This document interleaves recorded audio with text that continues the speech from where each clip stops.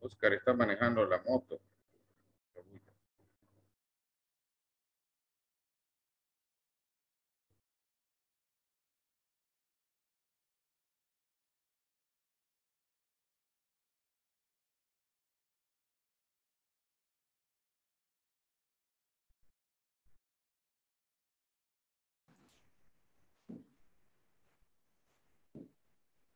Muy bien, comencemos entonces mientras ingresan sus compañeros. Como siempre, vamos actualizándonos en... Buenas noches, dicen. ¿Qué tal, Oscar? ¿Cómo estás, Gustavo? Vamos actualizándonos en algunas noticias, un poquito de historia, cómo era el mundo anterior, ahora, si van a haber cambios posteriores. Siempre hay videos interesantes, ¿no? Que me agradan y que me gusta compartirlo con ustedes. Mientras van ingresando sus compañeros, veamos este video.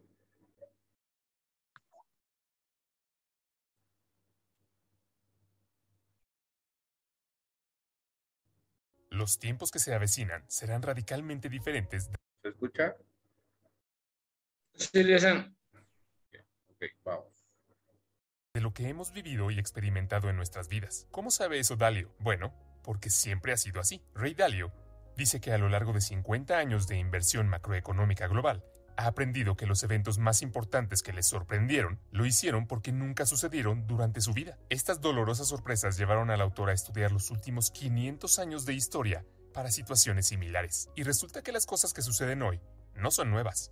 De hecho, han sucedido muchas veces antes, con los altibajos de los imperios holandés, británico y estadounidense. Y cada vez que lo hicieron, fue una señal de cambio en el orden mundial. Dalio dice, en 1971, cuando yo era un joven empleado de la Bolsa de Valores de Nueva York, Estados Unidos se quedó sin dinero y dejó de pagar sus deudas.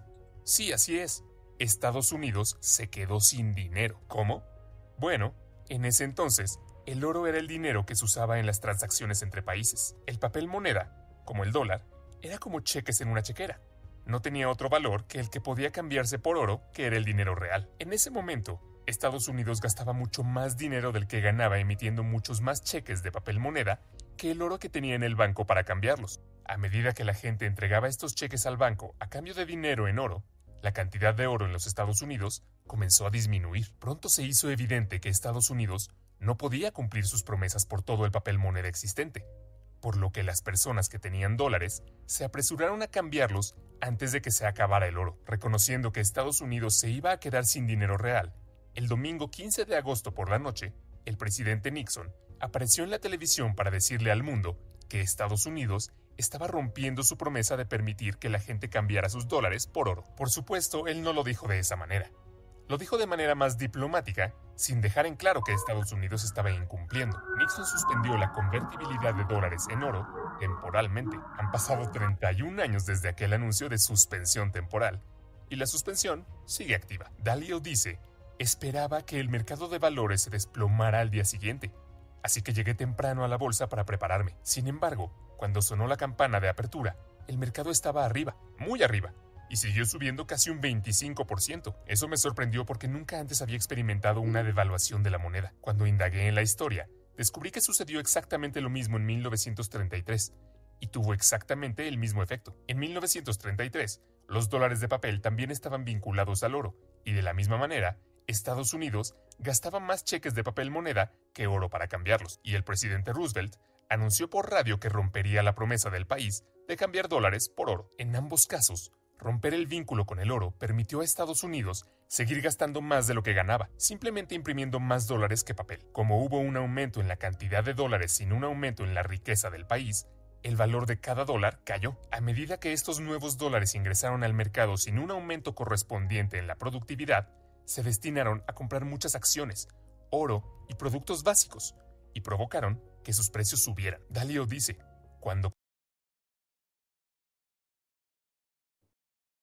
¿Cuál es la mejor opción para financiar tu empresa? ¿Con el dinero de los inversionistas, el dinero de los bancos o con tu propio dinero? Déjame. Comencé a estudiar más historia, Vi que sucedió exactamente lo mismo muchas veces antes. Vi que desde el principio de los tiempos, cuando los gobiernos gastaban mucho más de lo que recaudaban en impuestos y las condiciones empeoraban, se quedaban sin dinero y necesitaban más, así que imprimían más, mucho más, lo que hizo que su valor cayera e hizo que subieran los precios de todo, incluidas las acciones, el oro y las materias primas. Fue entonces cuando aprendí por primera vez el principio de que cuando los bancos centrales imprimen mucho dinero para aliviar una crisis, el valor de las acciones, el oro y las materias primas aumenta y el valor del papel moneda cae. Esta impresión de dinero también es lo que sucedió en 2008 para aliviar la crisis de la deuda impulsada por las hipotecas y en 2020 para aliviar la crisis económica provocada por la pandemia, y es casi seguro que sucederá en el futuro. Permítanme repetir, ciertamente sucederá en el futuro. Así que te sugiero que tengas este principio en mente. Otro principio que debes tener en cuenta es este.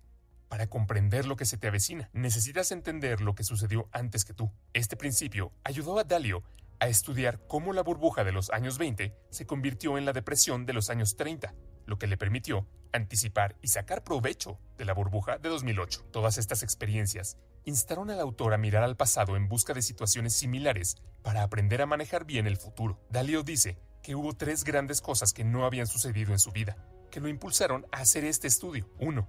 Los países no tenían suficiente dinero para pagar sus deudas, incluso después de reducir las tasas de interés a 0, por lo que sus bancos centrales comenzaron a imprimir mucho dinero. 2. Surgen grandes conflictos internos debido a las crecientes brechas en la riqueza y los valores. Esto se manifestó en el populismo político y la polarización entre la izquierda, que quiere redistribuir la riqueza, y la derecha, que quiere defender a los que tienen la riqueza. Y 3. El creciente conflicto externo entre una gran potencia en ascenso y la gran potencia líder, como está sucediendo ahora con China y los Estados Unidos. Así que miró hacia atrás. Vio que todos estos 3 habían sucedido antes muchas veces y casi siempre condujo a cambios en el orden doméstico y el orden mundial. La última vez que esto sucedió fue entre 1930 y 1945.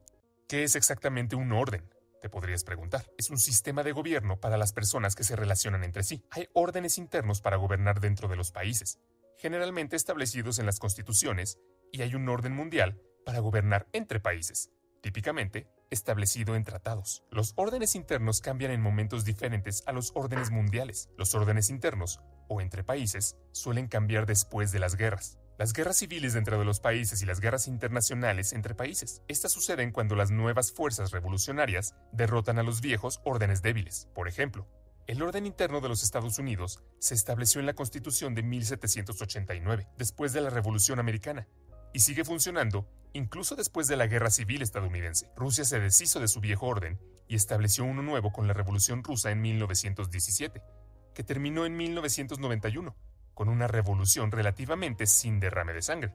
China comenzó su orden interno actual en 1949, cuando el Partido Comunista Chino ganó la Guerra Civil. ¿Entiendes la idea? El orden mundial actual, comúnmente llamado Orden Mundial Estadounidense, se formó después de la victoria de los aliados en la Segunda Guerra Mundial, cuando Estados Unidos emergió como la potencia mundial dominante. Se estableció en acuerdos y tratados sobre cómo funciona la gobernanza global y los sistemas monetarios. En 1944, el nuevo sistema monetario mundial se estableció en el acuerdo de Bretton Woods y estableció el dólar como la principal moneda de reserva del mundo. Una moneda de reserva es una moneda comúnmente aceptada en todo el mundo, y tener una es un factor clave para que un país se convierta en el imperio más rico y poderoso. Con un nuevo poder dominante comienza un nuevo orden mundial. Estos cambios tienen lugar en un ciclo atemporal y universal que yo llamo el Gran Ciclo.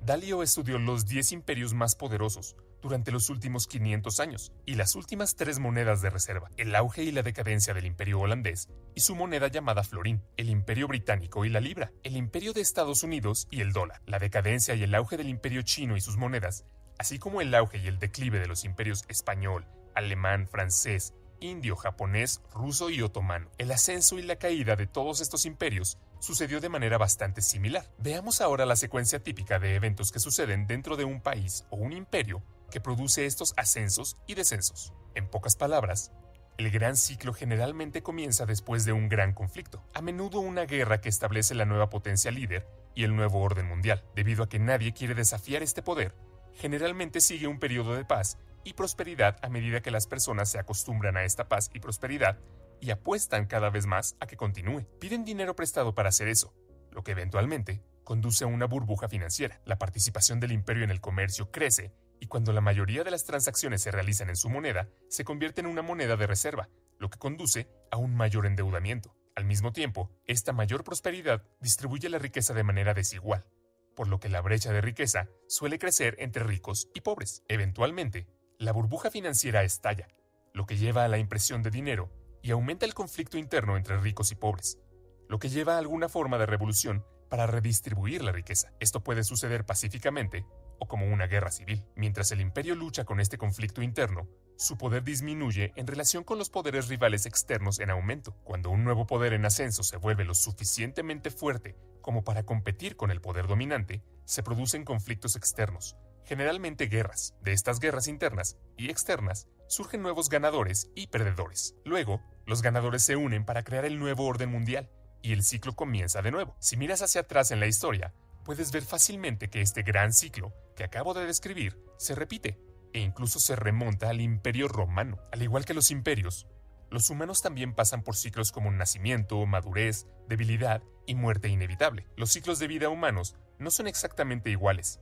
Incluso si sabemos que la vida humana promedio es, digamos, 80 años, algunas personas terminan viviendo mucho menos y otras viven más tiempo, mientras que la edad es un buen indicador para entender en qué ciclo se encuentra la persona y cuándo morirá. Pero una manera mucho mejor es observar los indicadores de salud. Al observar los indicadores de salud, la dieta y el ejercicio de la persona, se pueden dar predicciones bastante buenas. Lo mismo se puede hacer con los imperios. Dalio dice que al observar los indicadores vitales, pudo ver en qué etapa se encontraba un país, lo que le ayudó a anticipar lo que probablemente sucedería a continuación. Ahora dame unos minutos y te daré los últimos 500 años de historia y te mostraré patrones similares en los imperios holandés, británico, estadounidense y chino. 500 años de grandes ciclos. Voy a describir el ciclo típico dividiéndolo en 3 fases: el ascenso, la cima y el declive.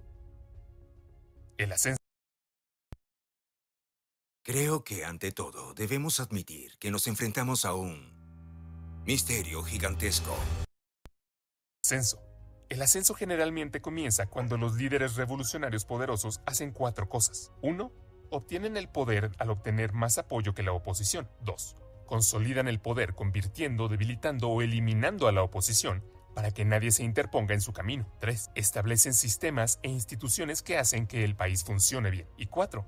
Escogen bien a sus sucesores o crean sistemas que hacen eso, porque un gran imperio requiere muchos grandes líderes a lo largo de varias generaciones. En esta etapa, poco después de ganar la pelea, suele haber un periodo de paz y prosperidad creciente, porque el liderazgo es claramente dominante y tiene un amplio apoyo, por lo que nadie quiere pelear contra él. Durante esta fase, los líderes dentro del país tienen que diseñar un excelente sistema para aumentar la riqueza y el poder del país. En primer lugar, para ser grandes, deben tener una educación sólida, que no es solo enseñar conocimientos y habilidades, sino también un carácter fuerte, civilidad y ética de trabajo. Por lo general, estos se enseñan en la familia, las escuelas y las instituciones religiosas, lo que brinda un respeto saludable por las reglas y las leyes, orden dentro de la sociedad, baja corrupción y les permite unirse detrás de un propósito común y trabajar bien juntos. A medida que hacen esto, pasan cada vez más de producir productos básicos a innovar e inventar nuevas tecnologías.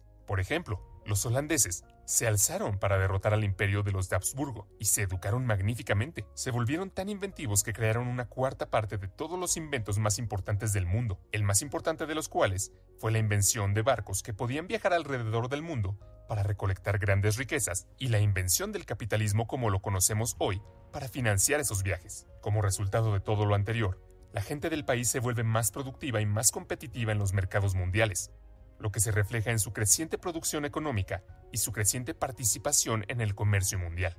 Puedes ver que esto sucede ahora, que Estados Unidos y China son aproximadamente comparables tanto en sus resultados económicos como en su participación en el comercio mundial. A medida que los países comercian más globalmente, deben proteger sus rutas comerciales y sus intereses extranjeros de ataques que desarrollen una gran fuerza militar. Si se hace bien, este ciclo conduce a un fuerte crecimiento de los ingresos, que puede utilizarse para financiar inversiones e infraestructura educativa, investigación y desarrollo. En todos estos casos, los imperios más exitosos utilizaron un enfoque capitalista, Para desarrollar empresarios productivos, incluso China, dirigida por el Partido Comunista Chino, utilizó una forma de enfoque capitalista. Deng Xiaoping, cuando se le preguntó sobre esto, dijo: "No importa si es un gato blanco o un gato negro, mientras case ratones. Y es glorioso ser rico. Para hacerlo bien, deben desarrollar sus mercados de capital, y lo que es más importante, sus mercados de préstamos, bonos y acciones. Eso permite a las personas convertir sus ahorros en inversiones para financiar la invención y el desarrollo". Los holandeses crearon la primera empresa que cotizaba en bolsa, la Compañía Holandesa de las Indias Orientales, y el primer mercado de valores para financiarla. Como consecuencia natural, los grandes imperios desarrollaron los principales centros financieros del mundo para atraer y distribuir el capital mundial. Ámsterdam era el centro financiero del mundo cuando los holandeses estaban en el poder. Londres, cuando los británicos estaban en la cima. Nueva York lo está ahora, y China está desarrollando rápidamente sus centros financieros. Para tener éxito, lo más importante es que los capitalistas, los gobiernos y los militares deben trabajar juntos. Por ejemplo, a la Compañía Holandesa de las Indias Orientales se le otorgó un monopolio comercial del gobierno y tenía su propio ejército para salir a los mercados globales para hacer y tomar riqueza. Los británicos siguieron con la Compañía Británica de las Indias Orientales y tuvieron una coordinación similar de sus negocios gubernamentales y operaciones militares. El complejo militar industrial de Estados Unidos siguió lo mismo, al igual que el sistema chino en la actualidad. A medida que el país se convierte en el imperio comercial internacional más grande, sus transacciones pueden pagarse con su moneda, lo que lo convierte en el medio de intercambio global preferido. Y debido a que su moneda es tan ampliamente aceptada y utilizada con tanta frecuencia, la gente de todo el mundo quiere ahorrar en ella, lo que la convierte en el depósito preferido de riqueza y, por lo tanto, en la principal moneda de reserva del mundo. El florín era la principal moneda de reserva del mundo cuando el comercio mundial lo lideraban los holandeses, la libra lo fue cuando los británicos lideraron, y el dólar lo ha sido desde que los Estados Unidos lideraron. Naturalmente, la moneda de China se utiliza cada vez más como moneda de reserva. Tener una moneda de reserva le permite al imperio pedir prestado más que otros países. Esa ventaja es enorme. Piénsalo, la gente de todo el mundo está ansiosa por ahorrar y, por lo tanto, prestar su moneda al imperio. Los países sin moneda de reserva no tienen eso, y cuando el imperio se queda sin su propio dinero, siempre pueden imprimir más, tal como lo hizo Estados Unidos en 1971, ¿recuerdas? El privilegio exorbitante que otorga la moneda de reserva del imperio lleva al aumento de los préstamos y al comienzo de una burbuja financiera. Todos los imperios que se convirtieron en los más poderosos del mundo siguieron este camino hacia la cima. Cuando las personas en estos países ricos y poderosos ganan más, se vuelve más costoso contratarlos, lo que significa que son menos competitivos en relación con las personas de otros países que están dispuestas a trabajar por menos. Al mismo tiempo, la gente de otros países naturalmente copia los métodos y tecnologías de la potencia líder, lo que reduce aún más la competitividad de la potencia líder. Por ejemplo, los constructores navales británicos tenían trabajadores menos costosos que los constructores navales holandeses, por lo que contrataron a diseñadores holandeses para diseñar mejores barcos construidos por trabajadores británicos menos costosos, haciéndolos más competitivos, lo que llevó a los británicos a ascender y a los holandeses a decaer. Además, a medida que las personas se vuelven más ricas, tienden a no trabajar duro, disfrutan de más tiempo libre, persiguen cosas mejores y menos productivas en la vida. Los valores cambian de generación en generación durante el ascenso a la cima, de quienes tuvieron que luchar para alcanzar la riqueza y el poder, a quienes lo heredaron. Se acostumbran a la vida fácil, lo que los hace más vulnerables a los desafíos. La era dorada del imperio holandés y era victoriana del imperio británico fueron periodos de gran prosperidad como este. A medida que las personas se acostumbran a hacerlo bien, apuestan cada vez más a que los buenos tiempos continúen y piden prestado dinero para hacerlo, lo que se convierte en burbujas financieras. Naturalmente, las ganancias financieras llegan de manera desigual, por lo que la brecha de riqueza crece. Las brechas de riqueza se refuerzan a sí mismas porque las personas ricas usan sus mayores recursos para reforzar sus poderes. Por ejemplo, otorgan mayores privilegios a sus hijos, como una mejor educación, e influyen en el sistema político a su favor. Esto hace que crezcan las brechas entre ricos y pobres. Los que tienen menos recursos sienten que el sistema es injusto, por lo que aumentan los resentimientos. Pero mientras el nivel de vida de la mayoría de las personas siga aumentando, estas brechas y resentimientos no se convertirán en conflictos. Tener la moneda de reserva mundial conduce inevitablemente a un endeudamiento excesivo y contribuye a que el país acumule grandes deudas con prestamistas extranjeros. Si bien esto aumenta el poder adquisitivo a corto plazo, debilita la salud financiera del país y debilita la moneda a largo plazo. En otras palabras, Cuando los préstamos y los gastos son fuertes, el imperio parece muy fuerte, pero sus finanzas, de hecho, se están debilitando. El endeudamiento sostiene el poder del país y es militar. Inevitablemente, el costo de mantener y defender el imperio se vuelve mayor que los ingresos que genera, por lo que tener un imperio deja de ser rentable. Por ejemplo, el imperio holandés se extendió demasiado por todo el mundo y libró una guerra después de una guerra cada vez más costosa con los británicos y otras potencias europeas para proteger su territorio y rutas comerciales. De manera similar, el imperio británico se volvió masivamente burocrático y perdió sus ventajas competitivas. Estados Unidos ha gastado alrededor de $8 billones en guerras fuera de sus fronteras y sus consecuencias desde el 11 de septiembre de 2001, y billones más para otras operaciones militares y para apoyar bases militares en 70 países, y todavía no está gastando lo suficiente para apoyar su competencia militar con China en el área alrededor de China. En este ciclo, los países más ricos eventualmente se endeudan más al pedir prestado a los países más pobres que ahorran más. Es uno de los primeros signos de una riqueza y un cambio de poder. Esto comenzó en los Estados Unidos en la década de 1980, cuando tenía un ingreso per cápita 40 veces mayor que el de China, pero comenzó a pedir prestado a los chinos que querían ahorrar en dólares, porque el dólar era la moneda de reserva mundial. De manera similar, los británicos tomaron prestado mucho dinero de sus colonias mucho más pobres, y los holandeses hicieron lo mismo en la cima. Si el imperio comienza a quedarse sin nuevos prestamistas, aquellos que tienen su moneda comienzan a buscar vender y salir, y la fuerza del imperio comienza a decaer.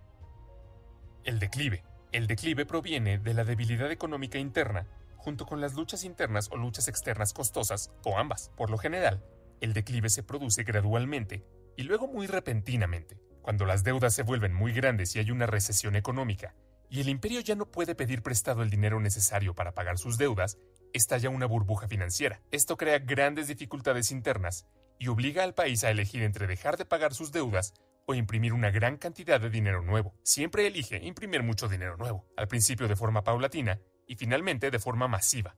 Eso devalúa la moneda y eleva la inflación. Para los holandeses, esta fue la crisis financiera provocada por el exceso de gasto y el pago de la Cuarta Guerra Anglo-Holandesa. Del mismo modo, para los británicos, estaba pagando su exceso de gasto y sus deudas de las dos guerras mundiales. Y para Estados Unidos, han sido 3 ciclos de auges y caídas del financiamiento de la deuda de los años 90, con el Banco Central interviniendo cada vez con medidas más fuertes. Cuando el gobierno tiene problemas para financiarse a sí mismo, cuando hay malas condiciones económicas y el nivel de vida de la mayoría de la gente está en declive y hay grandes riquezas y brechas políticas, conflicto interno entre ricos y pobres, y aumentan considerablemente las diferencias étnicas, religiosas y raciales, esto conduce al extremismo político que se manifiesta como populismo de izquierda o de derecha. Los de izquierda buscan redistribuir la riqueza, mientras que los de derecha buscan mantener la riqueza en manos de los ricos. Por lo general, durante esos momentos, los impuestos sobre los ricos aumentan y cuando los ricos teman que les quiten su riqueza y bienestar,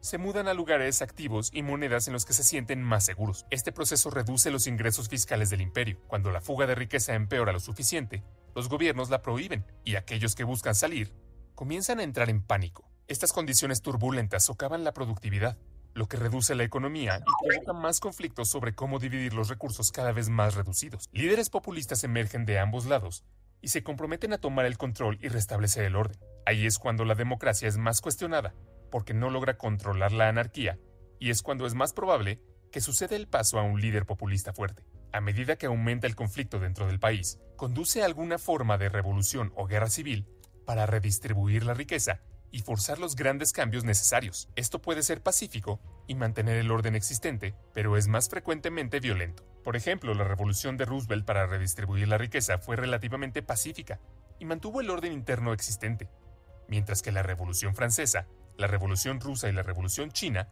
fueron mucho más violentas y dieron lugar a nuevos órdenes internos. Este conflicto interno debilita al imperio y lo hace vulnerable a los crecientes rivales externos que ven esta debilidad interna y se sienten tentados a desafiar al imperio. Esto aumenta el riesgo de un gran conflicto internacional, especialmente si el rival ha construido un ejército comparable. Defenderse a uno mismo y al propio imperio contra los rivales requiere un gran gasto militar que el imperio no puede permitirse, principalmente porque las condiciones económicas internas se están deteriorando dentro del imperio. Dado que no existe un sistema viable para la adjudicación pacífica de disputas internacionales, estos conflictos generalmente se resuelven a través de pruebas de poder. A medida que se presentan desafíos más grandes y audaces, el imperio líder se enfrenta a la difícil elección de luchar o retirarse. Pelear y perder es el peor resultado, pero retirarse también es malo, porque indica que el imperio es débil para aquellos países que están considerando de qué lado estar. Las malas condiciones económicas provocan más luchas por la riqueza y el poder, lo que inevitablemente conduce a algún tipo de guerra. Las guerras son terriblemente costosas al mismo tiempo, producen movimientos tectónicos. Cuando los que tienen la moneda de reserva y la deuda del imperio en declive pierden la fe y las venden, eso marca el final de su gran ciclo. Aproximadamente 750 monedas existieron desde 1700. Menos del 20% de ellas sigue existiendo, y todas se han devaluado. Para los holandeses, esto sucedió después de su derrota en la Cuarta Guerra Anglo-Holandesa, cuando no pudieron pagar las enormes deudas que acumularon durante la misma. Esto condujo a una corrida en el Banco de Ámsterdam y una liquidación desesperada, lo que obligó a la impresión masiva de dinero, lo que devaluó la moneda y provocó el fin del imperio. Para los británicos, esto sucedió después de la Segunda Guerra Mundial, cuando a pesar de su victoria, no pudieron pagar las deudas masivas que tomaron prestadas para financiar su esfuerzo bélico. Esto condujo a una serie de impresión de dinero y debilitó la libra esterlina. Estados Unidos y el dólar se hicieron dominantes y crearon un nuevo orden mundial. En este momento, Estados Unidos aún no ha llegado a este punto. Aunque tiene una deuda enorme, gasta más de lo que gana y financia este déficit con más préstamos e imprimiendo enormes cantidades de dinero nuevo. La gran liquidación de dólares aún no ha comenzado, y si bien se están produciendo grandes conflictos internos y externos por todas las razones clásicas, aún no han cruzado la línea para convertirse en guerras. Eventualmente, de estos conflictos, ya sean violentos o no, surgen nuevos ganadores que se unen y reestructuran las deudas y los sistemas políticos de los perdedores y establecen el nuevo orden mundial. Entonces, el viejo ciclo y el imperio terminan y comienza de nuevo, y lo hacen todo otra vez. Por supuesto, no todos los imperios transcurren exactamente de esta manera, pero la mayoría lo hacen, por lo que parece que las historias de auges y decadencia siguen siendo esencialmente las mismas, y las únicas cosas que cambian son la ropa que usan los personajes y las tecnologías que ellos utilizan. Así que, ¿hacia dónde vamos ahora? El futuro. La decadencia de la mayoría de los imperios es inevitable. Revertir un declive es difícil, porque requiere deshacer mucho de lo que ya se ha hecho. Pero es posible. Al observar los indicadores de salud del imperio, es bastante fácil ver en qué etapa del gran ciclo se encuentra un imperio, qué tan en forma está y si su condición está mejorando o empeorando, lo que los puede ayudar a estimar cuántos años le quedan. Aún así, estas estimaciones no son precisas, y el ciclo puede extenderse si los encargados prestan atención a sus signos vitales y los mejoran. Por ejemplo, sabiendo que una persona tiene 60 años, qué tan en forma está, si fuma o no, y algunos otros signos vitales básicos, se puede estimar la longevidad de la persona. También podemos hacer eso con los imperios y sus signos vitales. No será preciso, pero proporcionará una buena idea sobre la longevidad del imperio. Lo más frecuente es que la guerra más grande de una nación sea consigo misma sobre si puede o no tomar las decisiones difíciles necesarias para mantener el éxito. Lo que debemos hacer como individuos se reduce a solo dos cosas: ganar más de lo que gastamos y tratarnos bien unos a otros. Todas las demás cosas que mencioné, educación sólida, inventiva, ser competitivo y todo lo demás, son solo formas de llegar a esas dos cosas. Es fácil medir si las estamos haciendo. Así que, como las personas que quieren ponerse en forma, entremos en el programa y mejoremos nuestros signos vitales. Hagámoslo individual y colectivamente. Este video se creó con base en la nueva serie de libros y videos de Ray Dalio llamada Nuevo Orden Mundial. Pondré enlaces en la descripción, tanto del libro como del video original.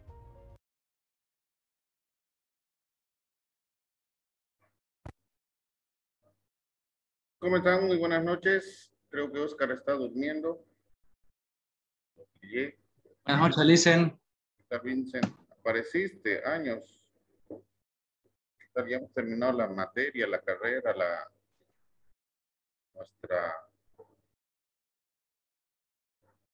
nuestra licenciatura. Estamos en un diplomado. ¿No, Vincent? Entonces sí pasé la licenciatura, ¿no? Así es.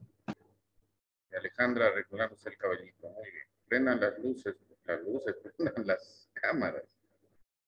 Michelle, siempre con la luz de frente, ¿no? Quieres opacarme con esa luz.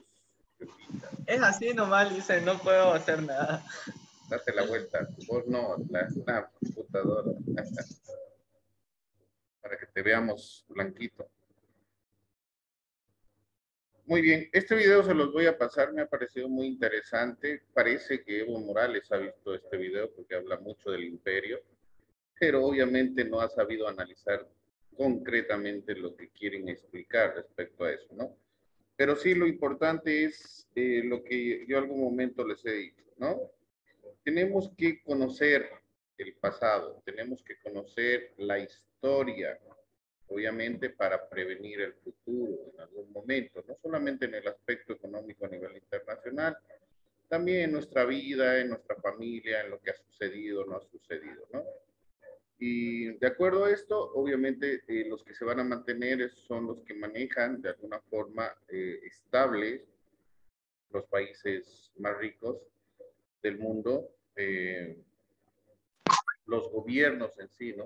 Los gobiernos que son un factor primordial, pero también la sociedad, si se han dado cuenta, ¿no? La sociedad. Muchas veces los conflictos ocurren por las limitantes que tienen tanto ricos y pobres, ¿no?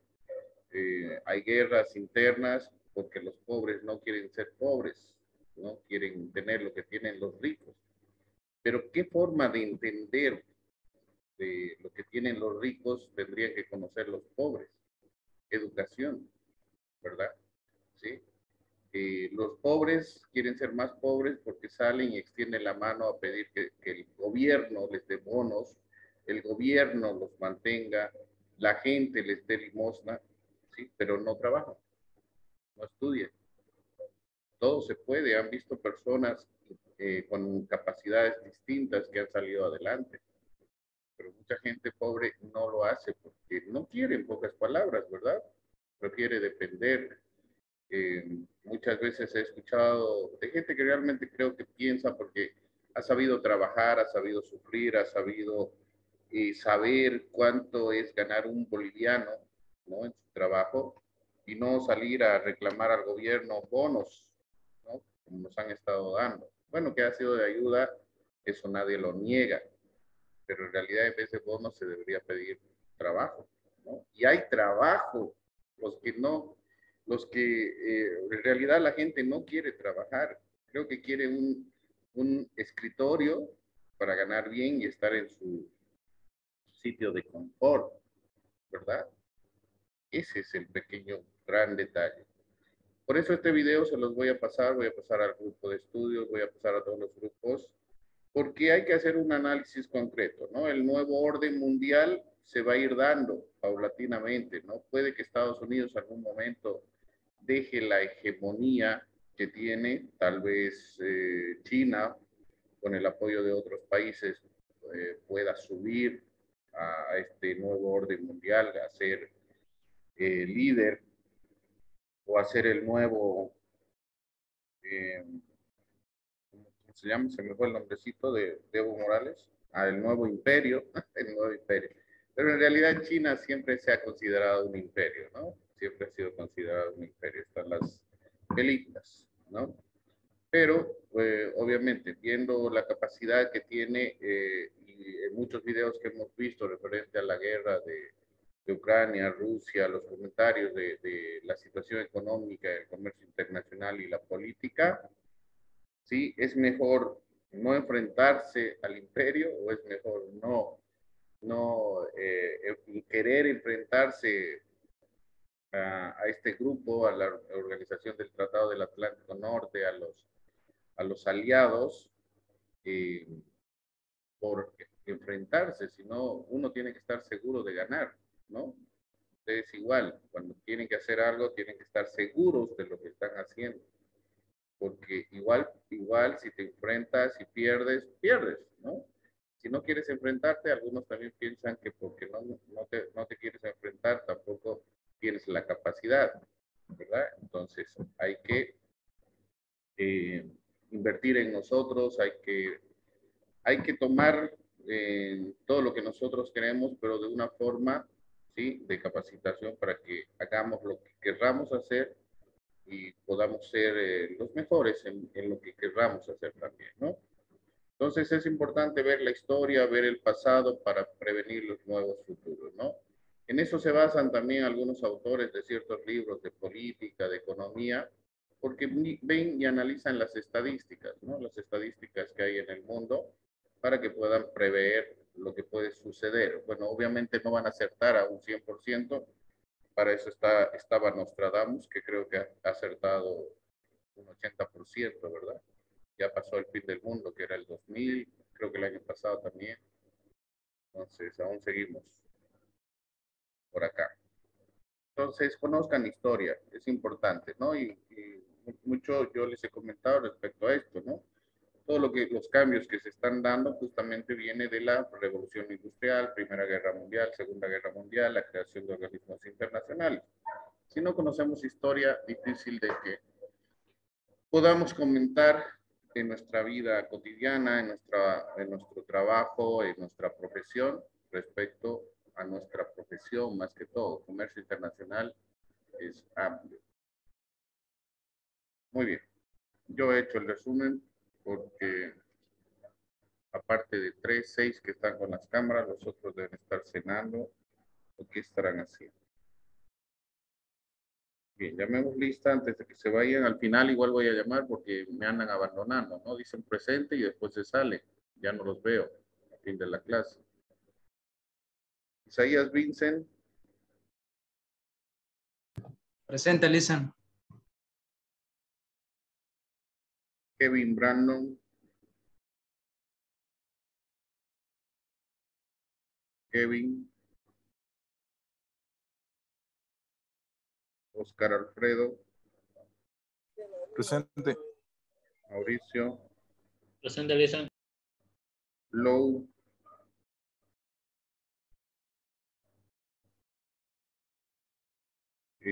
María René. Juan Pablo.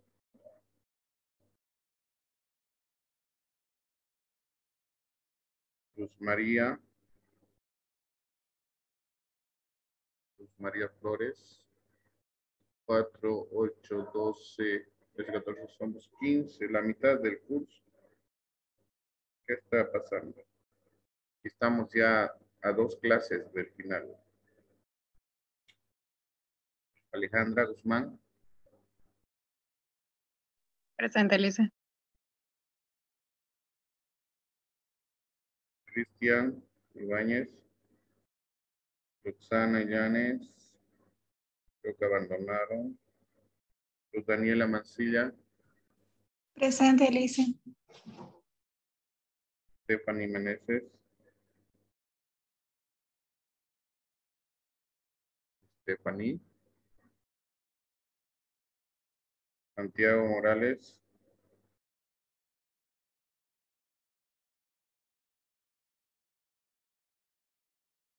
Lucy. Presente, Lisa. Leonardo Núñez. Presente, licenciado. Eric Ocinaga. Presente, listen. Caterín Daniela.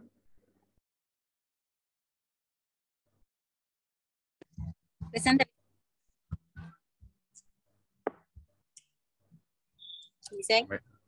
Ya, muy bien, Caterín. No, me llegó una noticia. Se extiende cierre sanitario de Shanghái y el impacto en la cadena de suministro va a continuar. El puerto de Shanghái igual se está extendiendo su cierre por el COVID, ¿no?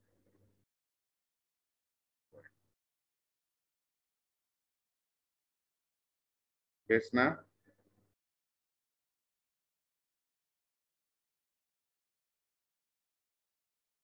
Arión. Presente, Lisa. Buenas noches. Gustavo Adolfo. Presente, licenciado. Brenda Lynn. Joana Sandoval. Joana.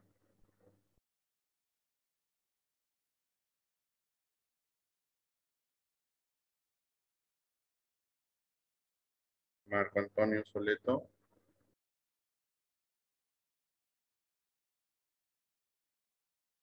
Michelle. Presente, licenciado. Franklin Torres. Te veo, Franklin, pero no respondes. Presente, Licen. Samantha.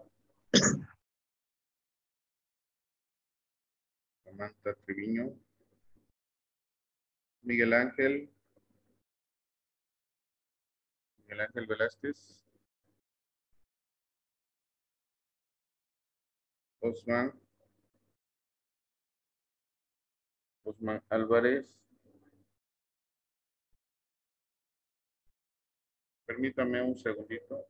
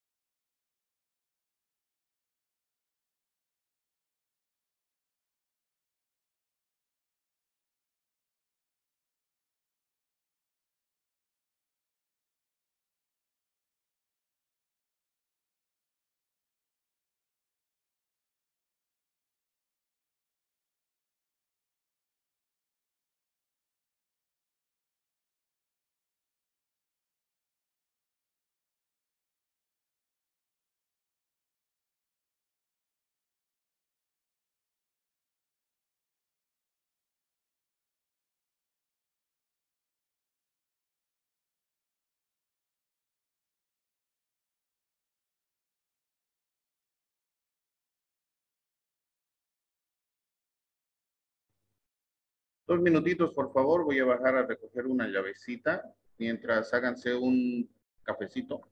Después me invitan. ¿Ya? 2 minutos.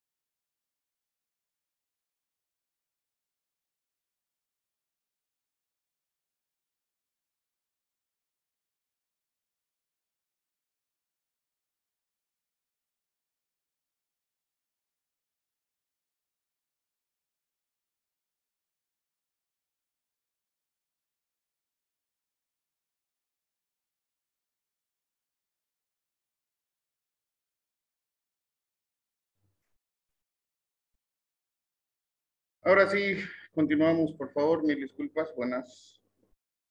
El único que se ha quedado ahí en el patio, Oscar. Mucha calor, ¿no?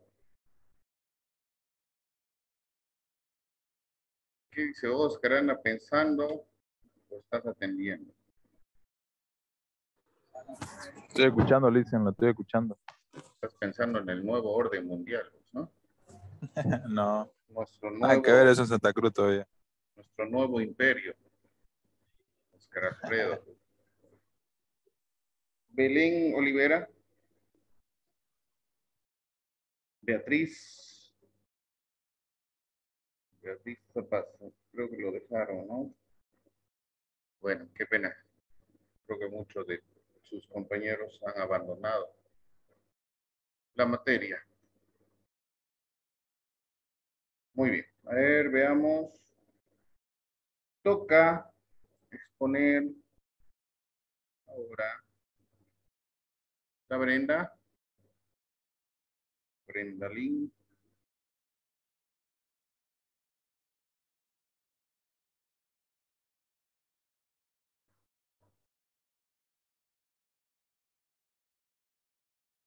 Brenda. No va a poder exponer. Ok. Joana. Tampoco está. Gustavo Adolfo, ¿vas a exponer? No, licenciado. Va a supor.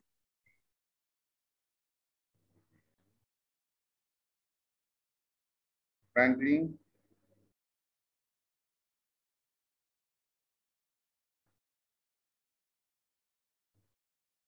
Licenciado, sí. ¿Vas a exponer, Franklin? Me faltó el capítulo 93, lo tengo en los instrumentos musicales y sus partes. Bueno, lo que tengas para que no te quedes como cero, ¿no? Porque solo tenemos 2 clases más. Ya, listo. Puedes compartir.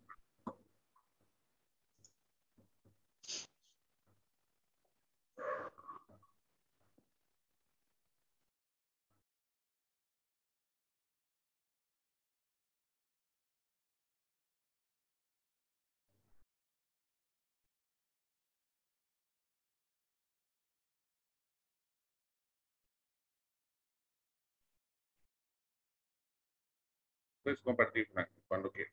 Mauri, vas a llevar esos matecitos a las clases presenciales. Claro, dicen. No puedo compartir en computadora.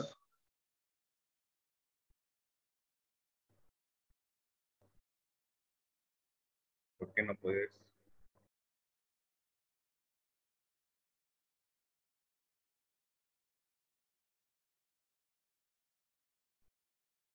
Samantha, Miguel Ángel, ¿se encuentra?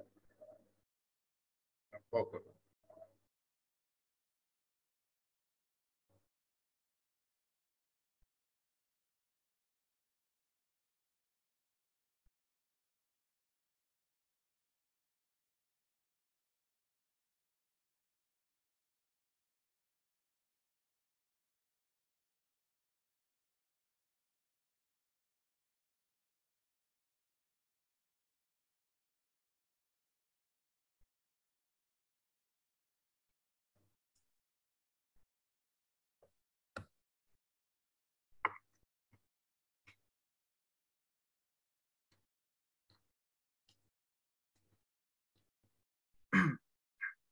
Licenciado, buenas noches compañeros. Yo voy a exponer el día del capítulo 92, instrumentos musicales y sus partes y accesorios. Estás con 2. ¿Cómo, licenciado?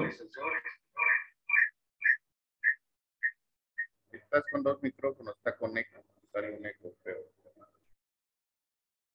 Dame un ratito.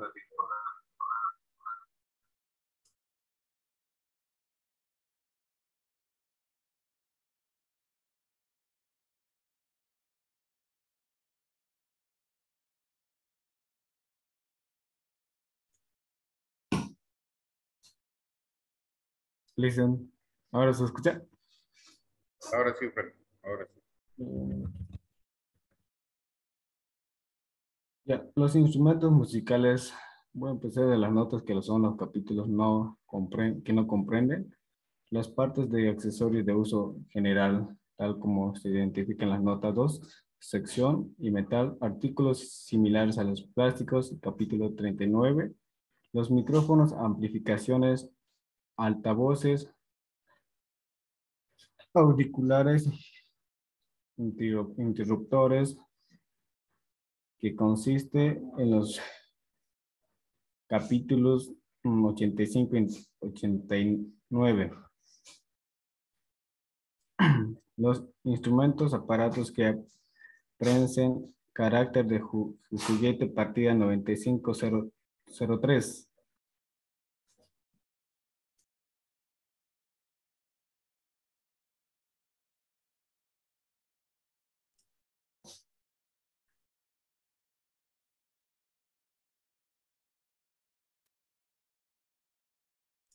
9201, pianos incluidos automáticos, claves y demás instrumentos que cuentan como pianos automáticos y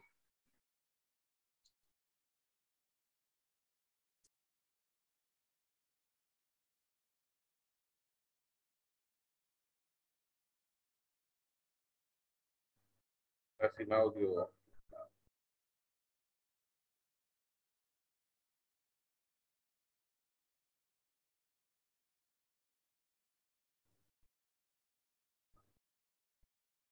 Sin audio, Franklin.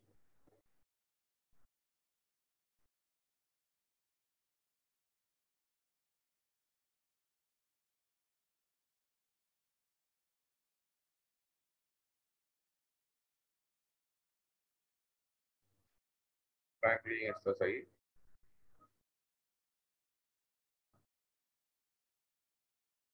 Franklin.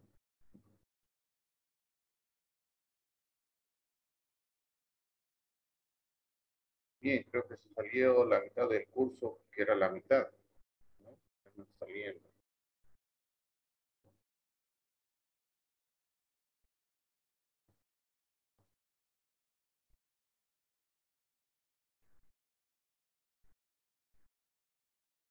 Bueno, esperemos a que vuelva Franklin. Mientras tanto, vamos viendo dónde hemos quedado respecto a la séptima enmienda, para que conozcamos un poco más los cambios que han habido de manera global en el sistema armonizado.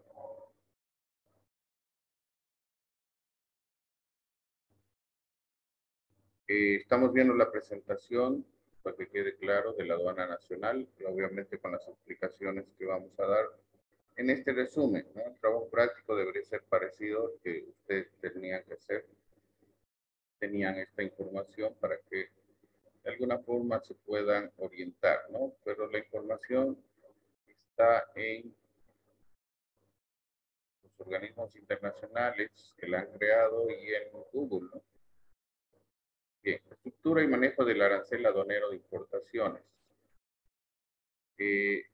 La estructura del arancel. Tomen en cuenta que este año, el 2022, bueno, en realidad el 2021, ya sale la resolución administrativa donde el Ministerio de Economía y Finanzas pone las modificaciones del arancel de importaciones del Estado Plurinacional de Bolivia, ¿no? Con todas las modificaciones que va a haber justamente en el sistema armonizado referido a la séptima enmienda y los cambios que han habido dentro de la comunidad andina, en la andina, ¿no? Y todos los cambios que hemos tenido mediante decretos supremos que han salido del 2021 y que aún están vigentes este año. La estructura del arancel. El arancel está dividido en 21 secciones. Esto ya lo hemos visto el año pasado, ¿sí? Pero vamos recordando. 21 secciones. En realidad esto es del sistema armonizado, ¿no? A ver, tomemos en cuenta, esto es de la aduana nacional, ¿no? Pero bueno, hay que mencionar lo que corresponde cuando corresponde. Esta es la estructura del sistema armonizado. La estructura del sistema armonizado no tiene arancel. Los aranceles son el gravamen arancelario que nosotros utilizamos. Por eso se llama uno, sistema armonizado, el otro se llama ya nomenclatura arancelaria y de nosotros es el arancel de importaciones del Estado Plurinacional. ¿Verdad? Entonces, esta estructura es del sistema armonizado, donde a un comienzo se emitieron o salió con 21 secciones, 97 capítulos. ¿Por qué me doy cuenta? Porque esto es cuando nació el sistema armonizado. ¿Sí? Cuando nació el sistema armonizado. Con 21 secciones, 97 capítulos, 1.222 partidas y 5.387 subpartida arancelaria. Esta es la estructura del sistema armonizado y del convenio, porque dentro del convenio tenemos todo lo que corresponde al sistema armonizado más las reglas generales, las 6 reglas generales de interpretación y las notas legales, notas de sección, notas de capítulo y notas de subpartida. ¿Sí? Tomamos en cuenta que este desglose corresponde a la creación del sistema, vuelvo a decir, creación del sistema armonizado en un comienzo, ¿ya? Este es el convenio del sistema armonizado. Les he comentado el año pasado también que dentro de esto hay documentos complementarios, se podría llamar, que sirven de apoyo al convenio, como las notas explicativas. Pero estas notas explicativas no forman parte del convenio, sino es un apoyo para que podamos entender y tal vez podamos ubicar correctamente una partida arancelaria cuando corresponda. ¿Verdad?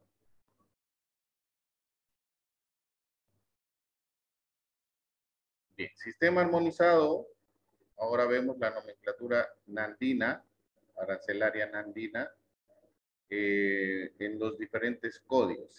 Si hablamos de este código, nos estamos refiriendo a capítulos, que son los primeros 2 dígitos. Es por eso que se tiene que hablar correctamente cuando se da una subpartida arancelaria con el código 09012100. Los puntos no se toman en cuenta, ¿sí?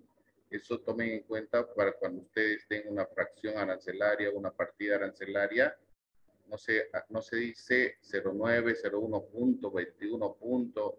Y tampoco se dice 9001, sino es 09 porque corresponde al capítulo, ¿sí? Los 4 dígitos corresponden a la partida y los 6 dígitos del sistema armonizado corresponden a la subpartida arancelaria, ¿sí? A la subpartida.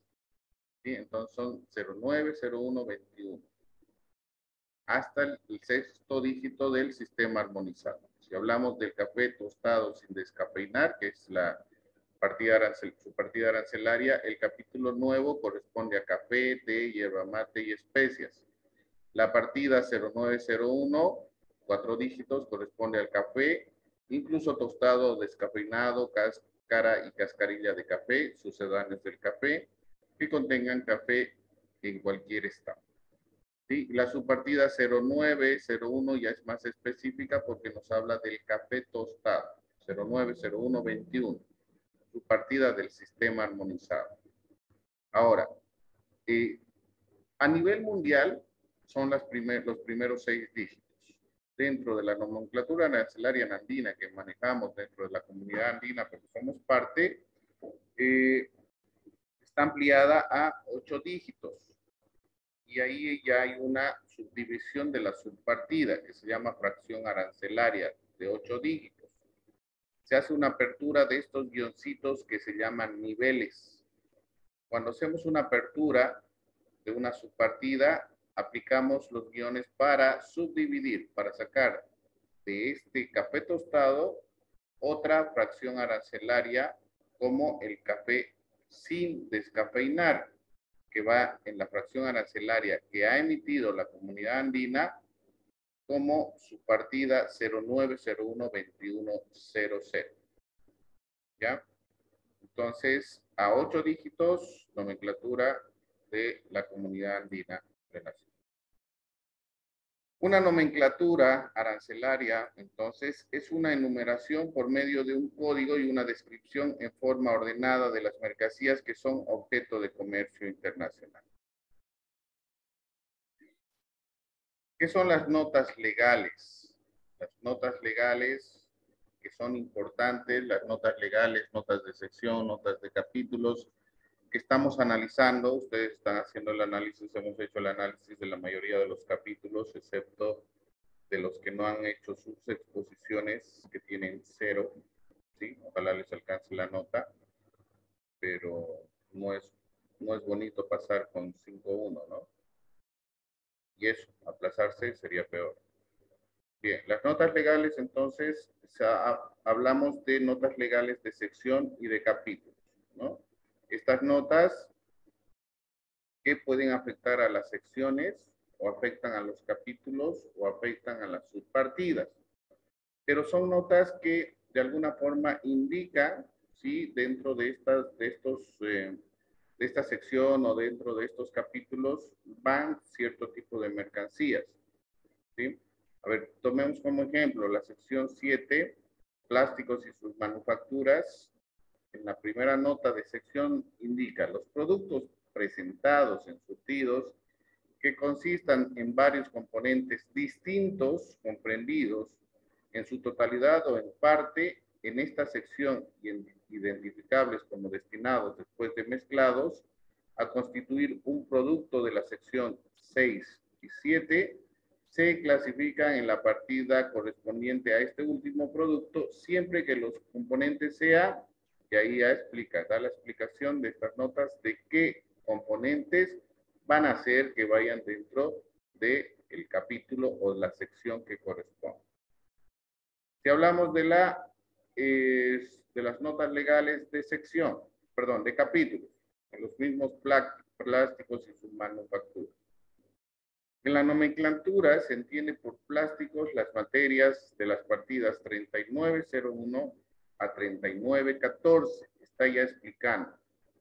¿Sí? Se entiende por plástico a las materias de las 3901, 3914, que sometidas a una inclusión exterior, generalmente calor y a la presión, y en su caso la acción o un disolvente o de un plastificante, son o han sido susceptibles de adquirir una forma por moldeo, colada, extrusión, laminado, cualquier otro procedimiento en el momento de la polimeralización o en una etapa posterior, forma que conserve cuando esta influencia ha dejado de ejercerse, ¿no? Estos son los famosos PETs, conocidos como los PETs, ¿no? De esos se hacen por este calentamiento, por esta presión, los envases, las botellas de plástico, ¿verdad?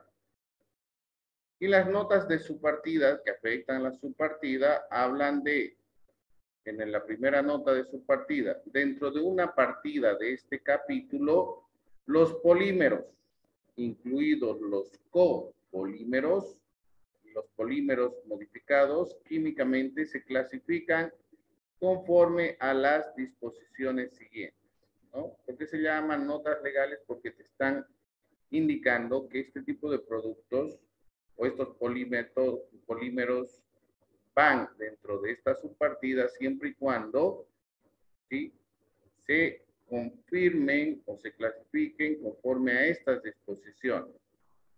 A, cuando en la serie de subpartidas a considerar exista una subpartida, los o las demás, que son estas que no son genéricas, ¿no? Las o los.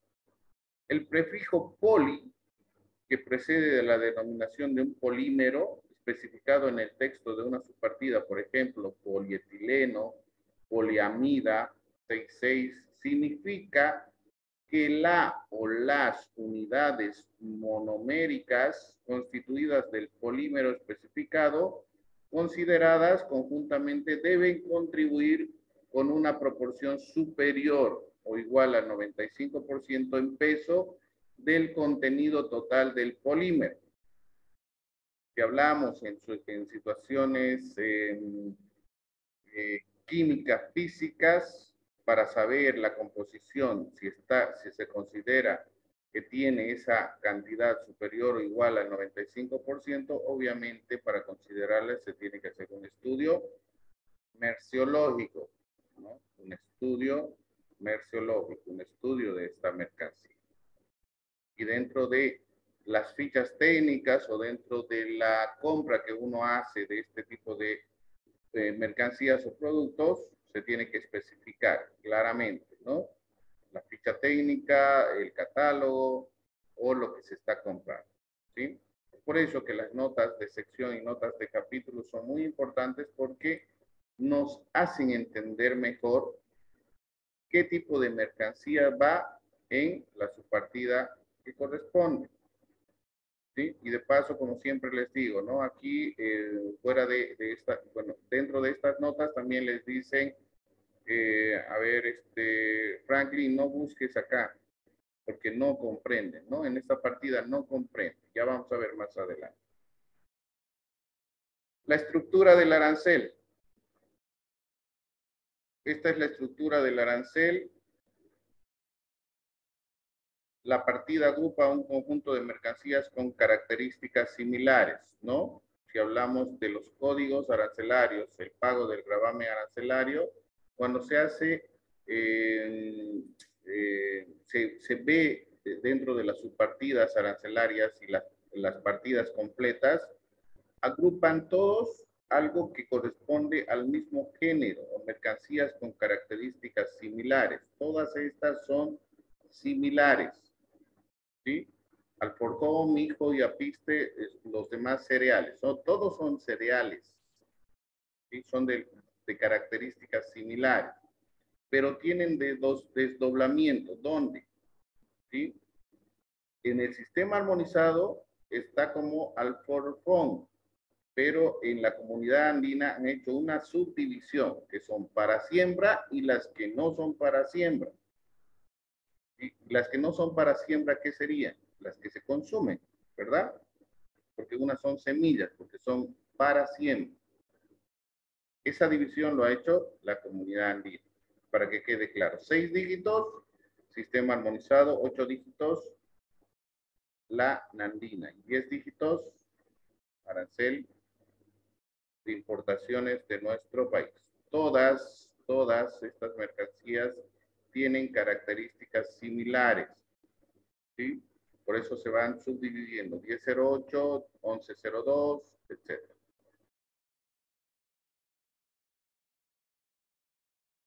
La estructura del arancel, tipos de partidas arancelarias. Tenemos las partidas específicas, texto de forma explícita.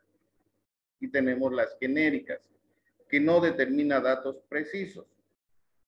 Tenemos las residuales, que si hablamos de específicas, porque su texto es una forma explícita, hablan directamente de lo que es la mercancía. Herramientas, neumáticas, hidráulicas, o con motor incorporado, incluso eléctrico o uso manual.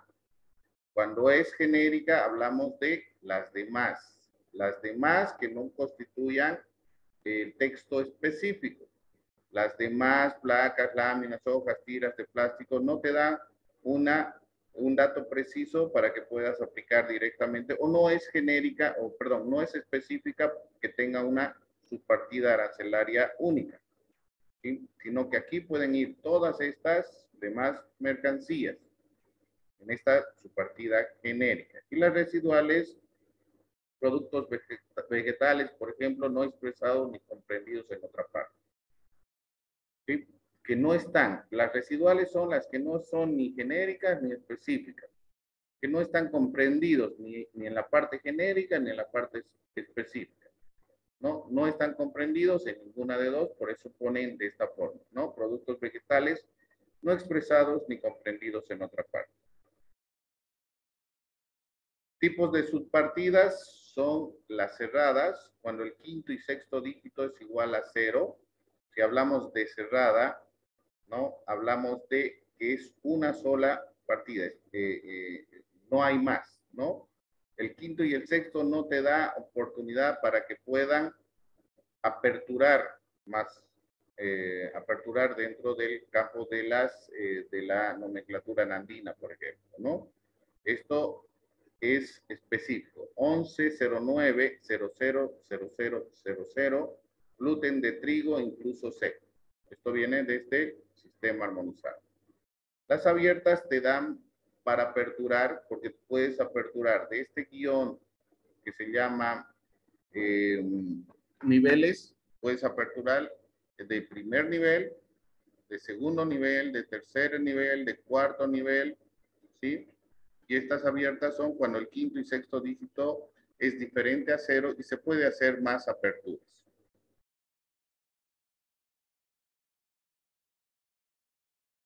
Este es el arancel que utilizamos, el arancel de importaciones del Estado plurinacional, y esta es la información que contiene.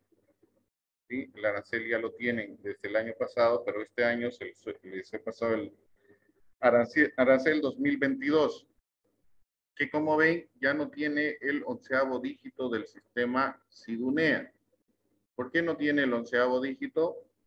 Porque ya no aplicamos el sistema SIDUNEA, sino estamos aplicando, ¿qué estamos aplicando ahora?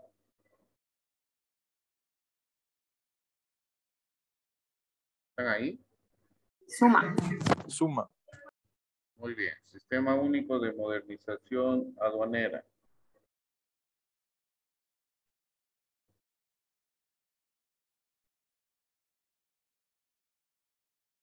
En el arancel, entonces, contiene el código numérico, ¿sí? Del capítulo partida, subpartida, donde el código es único, ¿no? Siempre les voy a mencionar para que se acuerden que este código es único para cada mercancía, porque es un código utilizado como si fuese el email de su teléfono, ¿no? A nivel de 6 dígitos, más que todo. A nivel de 6 dígitos es único en el mundo. Cada uno de los códigos hace referencia a una descripción del tipo de mercancía. En este caso, si estamos importando alguna mercancía, tenemos que saber el código numérico. Es por eso que tenemos que conocer las notas de sección y notas de capítulo para que podamos entender qué tipo de mercancía o qué subpartida arancelaria vamos a utilizar, ¿sí? Siempre y cuando conozcamos completamente el tipo de mercancía que estamos importando, ¿sí?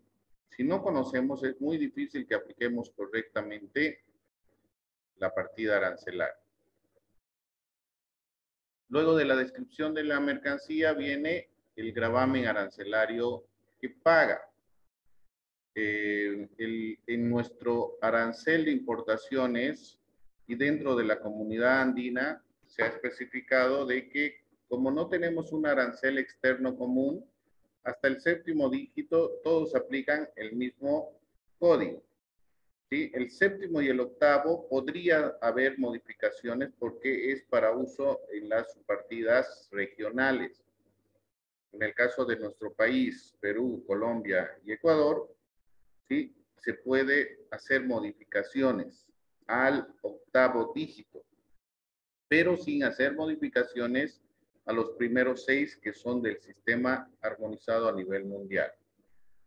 Como dentro de la Nandina no hay un arancel externo común, entonces no hay el GAP. Y cada uno de los países, independientemente, aplica de acuerdo a sus mercancías que tienen en su país, de acuerdo a la protección de la producción nacional, de acuerdo a su política de recaudación, ¿no? Cada uno de los países va a aplicar el gravamen arancelario que corresponde. En nuestro caso, aplicamos nosotros desde el arancel 0, 5, 10, 15, 20, 25, 30, 35 y 40. El año pasado no había el 25 ni el 35.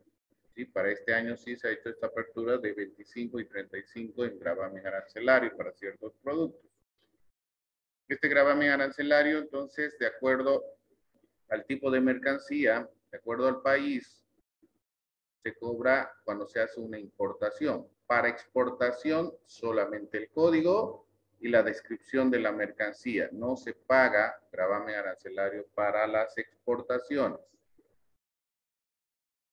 Hemos hablado de la unidad de medida, que es importante, ¿no? Dentro del arancel. El año pasado hemos llevado lo que se refiere a metrología, Sistema Internacional de Medidas, que eso lo hemos visto en colegio. Pero la parte de metrología y la parte de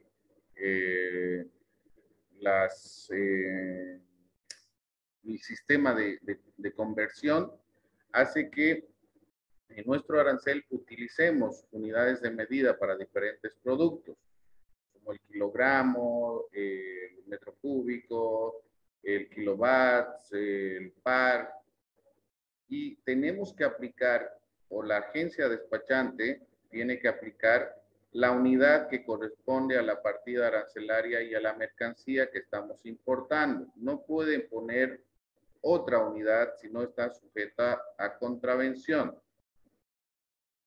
Ejemplo, si el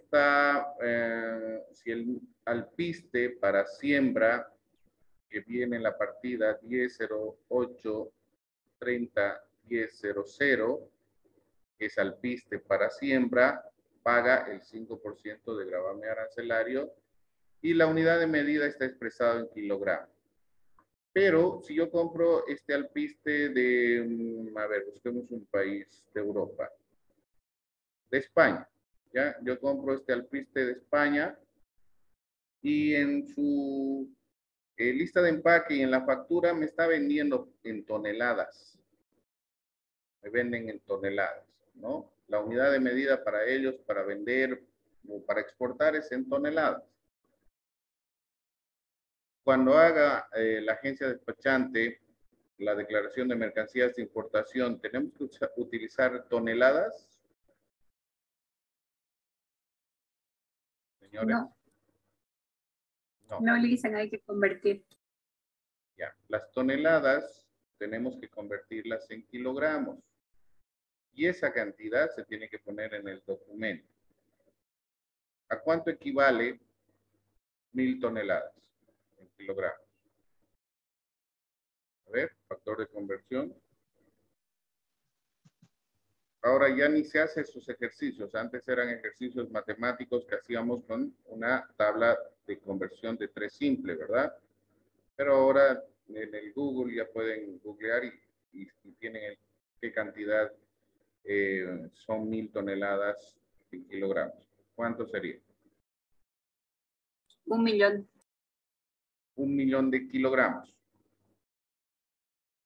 Si en el documento vienen 1000 toneladas, en la lista de empaque o en la factura, en el documento que hagamos para la aduana nacional o el que haga la agencia tiene que ir 1.000.000 de kilogramos, porque la unidad de medida del arancel me está pidiendo que esa unidad sea en kilogramos.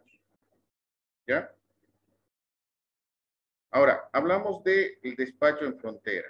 De acuerdo a normativa legal, ¿sí? Hay mercancías que se tienen que nacionalizar en frontera. Tienen que ser nacionalizadas en frontera.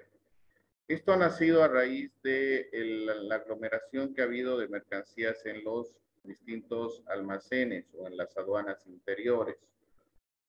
Por eso que el gobierno, para facilitar el comercio, ha hecho que ciertas mercancías, porque si aquí, por ejemplo, estamos hablando del alpiste para siembra, si hubiera estado Decreto Supremo X, que corresponde al despacho en frontera, esta mercancía se debería hacer con despacho directo en frontera. No tendría que llegar a una aduana interior. Esa es la facilidad de hacer los despachos en frontera. Los despachos en frontera se hace el trámite y esa nacionalización en frontera, el camión se va directo a los almacenes del importador. Entonces, esa es la facilidad para cierto tipo de mercancías. Acá pide el tipo de documento y la entidad que emite. Tomemos en cuenta que hemos hablado ya varias veces referente a que para cada uno de para cada uno de los documentos, para cada una de las mercancías, el gobierno generalmente, si van a ver el arancel, ya todo o la mayor parte requiere certificación o autorización. Creo que eso también está afectando mucho la situación de a los importadores porque es mucha burocracia, ¿verdad? Tipo de documento, en este caso, para este tipo de mercancías son las certificaciones. Es emitido por el SENASAC, que depende del Ministerio de Desarrollo Rural y Tierras. Esta certificación es exigible cuando la mercancía está en aduana, ¿no? Para que la entidad competente, en este caso el SENASA, vaya, verifique, vea que esa mercancía está conforme a los requisitos que se pide para el consumo humano, que tengan las diferentes certificaciones, si se solicita del país importador, ¿verdad? Entonces, esto se hace dentro de las administraciones aduaneras. En caso de que haya una autorización previa, esta autorización previa tendría que ser solicitada con anterioridad a la compra de este alpiste, para que no tengan inconvenientes en el momento del tránsito de su mercancía, porque si no piden autorización previa con anterioridad al embarque, ya puede estar su mercancía comprada, ya han pagado, y no va a ingresar a territorio nacional, ¿no? Van a perder su plata y la mercancía. Esta es la disposición legal para que puedan analizar esto, ¿no? En todo el arancel, de acuerdo a la mercancía, obviamente, sale la normativa legal donde te indica, por esto se solicita el certificado, ¿no? Entre comillas, es más para preservar la producción nacional, para ver que no haga daño al consumo humano, y generalmente son esas las políticas que utilizan. Y algo importante que hemos visto normas de origen con ustedes, no, todavía. No, Lisa. Bien. Algo que se va a hablar y vamos, si es que les toca conmigo, normas de origen, vamos a hablar de lo mismo, pero ya tomando en cuenta esta parte. ¿Sí? Los acuerdos de complementación económica que están dentro de la Asociación Latinoamericana de Integración. Esto es muy importante porque justamente el salto de partida arancelaria puede hacer que las mercancías sean consideradas de producción nacional o tengan el Made in Bolivia, pero se tiene que cumplir con ciertos requisitos que están dentro o enmarcados en estos acuerdos de complementación. Estamos dentro de la comunidad andina. El ACE 36 es el acuerdo con el Mercosur, el ACE 47 es con Cuba, tenemos el acuerdo bilateral Bolivia-Venezuela, tenemos el ACE 22, el acuerdo de complementación económica 22, que es con Chile, y el ACE 66, que es con México. ¿Por qué están divididos? ¿Por qué creen? Porque no nos caen mucho los mexicanos ni los chilenos, ¿no? ¿Qué opinan?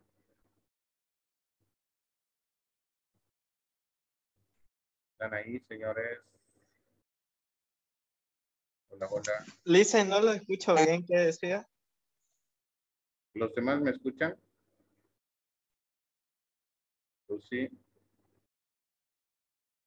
Sí, Lisa. Ya, entonces, si Lucy me escucha, está mal tu internet. ¿Por qué creen que está dividido esto? Que hablamos de los mismos acuerdos de preferencias arancelarias. Estas son las preferencias arancelarias que tenemos con los demás países.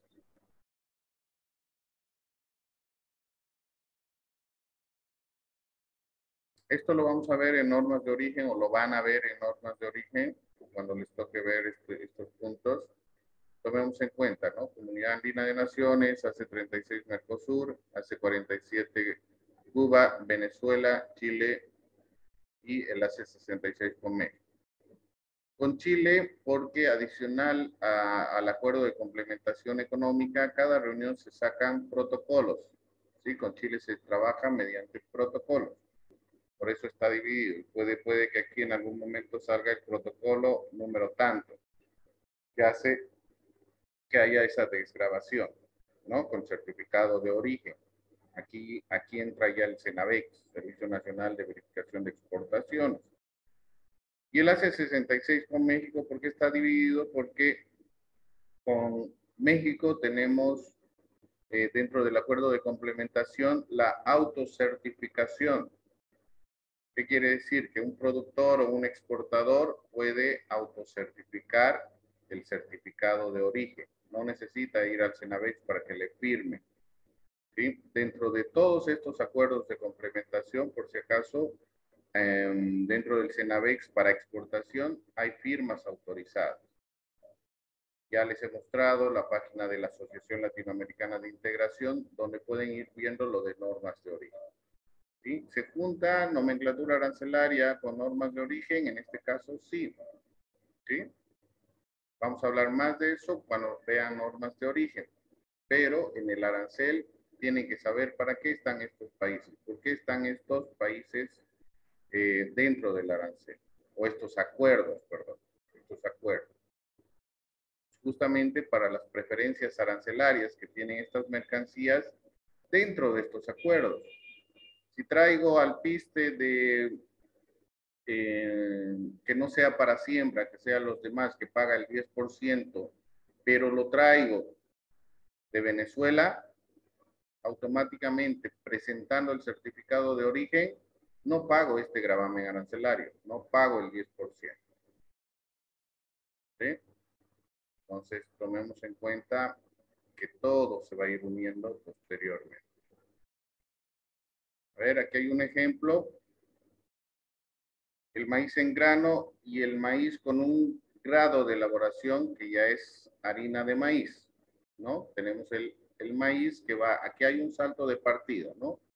El maíz que va a la 1005, los demás maíces, por eso que tenemos que saber qué tipo de producto o mercancía, ¿sí? En este caso no es tan complejo ni complicado.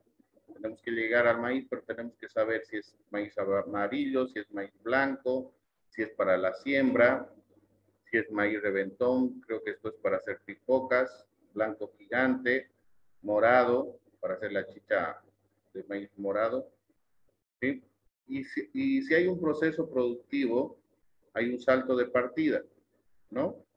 ¿Por qué? Porque este maíz, hago un proceso, ¿sí? Lo muelo y saco harina de maíz. Pero no va donde están los maíces, sino va a la 110220, que es harina de maíz. Es decir, ya vamos subiendo de capítulo porque va a haber un proceso productivo. Eso va a suceder en todos los productos animal, vegetal, mineral. Cada que haya un proceso de tecnificación, producción, va a subir, va a cambiar de partida arancelaria. No es lo mismo como ven acá, el maíz en grano que la harina de maíz, ¿verdad? Ya tiene otra partida arancelaria.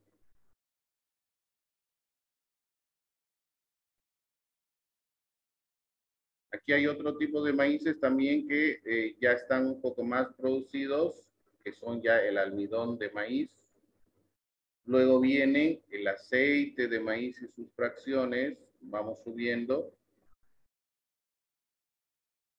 Para este maíz ya hay un proceso, un nivel mucho más avanzado de preparación, por eso va cambiando y subiendo de partidas arancelarias, como han podido ver. 1108, 1515, ya es aceite de maíz y sus fracciones, ¿no?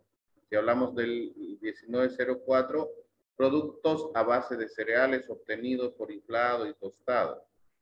Ejemplo fue las sopopos de maíz, ya son productos más tecnificados o la preparación mayor a este maíz.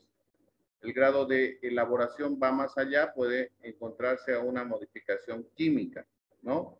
Dextrina y demás almidones y féculas modificados. Por ejemplo, almidones y féculas pregelatinizados o esterificados, o las a bases de almidón, fécula, dextrina o demás almidones, o féculas modificadas. Aquí ya estamos utilizando modificación de algo natural con algo químico y nos da otro compuesto, que en este caso es la dextrina. Entonces, todos los productos, si vamos viendo el arancel, como ustedes han ido analizando, van sufriendo un proceso de transformación o elaboración. ¿Sí? Es por eso que hablamos de productos del reino animal, del reino vegetal, del reino mineral. Y a estos productos, si les vamos dando el grado de preparación, de elaboración, si utilizamos químicos, van a ir creciendo en capítulos y utilizando otra partida arancelaria, porque aunque sea base de un producto, no es lo mismo. Han sufrido un salto de partida arancelaria, han sufrido una modificación, una preparación, un cambio químico. ¿Que es del mismo producto? Sí, pero no es el mismo, ya es otro producto. ¿Es el compuesto? Sí, es el compuesto, pero ya está en copos de maíz, no sé, en pipocas, pero después ya si utilizamos la modificación química como en el ejemplo de esto, el mismo almidón del maíz puede convertirse en dextrina, ¿sí? Que es una parte química que se utiliza en la medicina. ¿Se va entendiendo, no? Ahora, para que vean este proceso de los cambios que hay dentro de el crecimiento o los niveles que van sufriendo las diferentes mercancías, hablamos del reino animal, del reino vegetal y del reino mineral.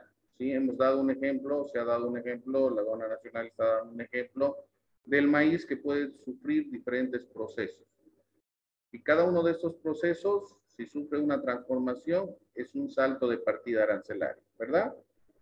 Y en normas de origen vamos a ver esta situación. Si utilizamos el maíz que traemos de China y lo hacemos dextrina, porque estamos utilizando un proceso productivo, ¿sería considerado originario de nuestro país? Análisis cuando pasen normas de origen, ¿verdad?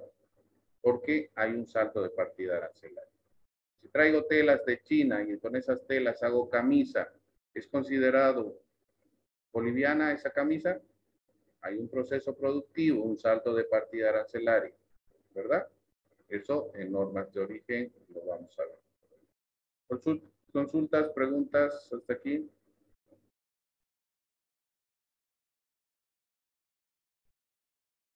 Preguntas, consultas.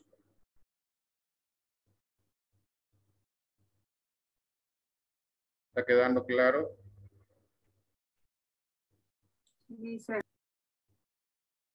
Sí, eso lo voy a ver en el examen. Ya estamos cerca del examen, nos falta una clase más. ¿No?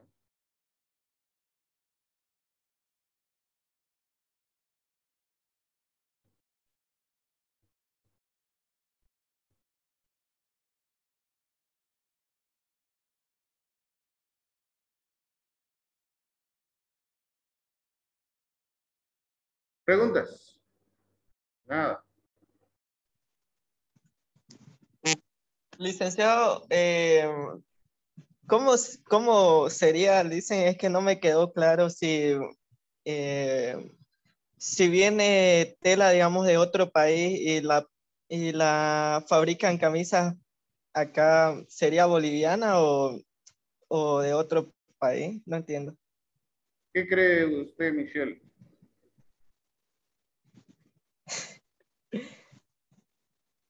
No estoy seguro, licenciado. Por eso lo pregunto. ¿Pero qué crees? Aunque no esté seguro, a ver.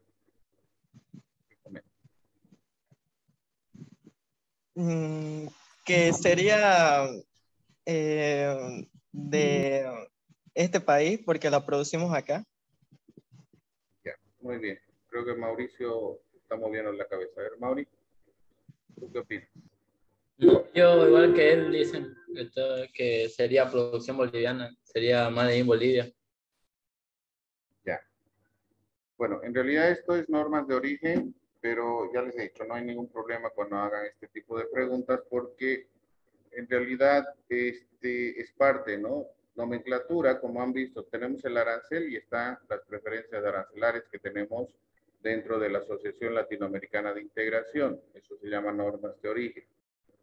Y dentro de las normas de origen vamos a ver en cada uno de los acuerdos de complementación económica que tenemos que sí es considerado originario porque ha sufrido un proceso productivo. ¿Sí? Un proceso productivo, hay un salto de partida arancelaria. Pero no todos los productos van a ser considerados originarios por un salto de partida arancelaria sin que haya un proceso productivo completo. El mismo ejemplo, ¿no? El mismo ejemplo. Traemos tela de China y hacemos camisas. Esas camisas podemos ponerle la etiqueta de Made in Bolivia. Sí, ¿no? Mauri, ¿sí o no? Michelle, sí. Sí, Listen. Muy bien. ¿Por qué? Porque hay un salto de partida, no es la misma partida arancelaria de la tela y la camisa. Además, hay un proceso productivo mayor, ¿no? A un nivel tecnológico se podría llamar. Pero si traemos las mismas telas y cortamos un borde, un 4x4 en las telas, ¿no? Y le hacemos un flequito que les gusta hacer a las chicas, ¿no? Ahí al borde. Y eso ya se parece un mantel o tal vez una sábana, no sé, o una colcha, lo que sea. ¿Eso sería considerado Made in Bolivia?